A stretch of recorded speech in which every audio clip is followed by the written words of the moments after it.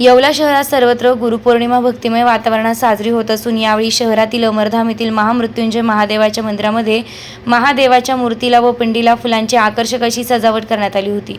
शिवभक्तांनी सकाळी महादेवाच्या मूर्तीला व पिंडीला दुग्धाभिषेक करत महाआरती केली। यावेळी मोठ्या संख्येने परिसरातील शिवभक्त या गुरुपौर्णिमा उत्सवाला उपस्थित होते।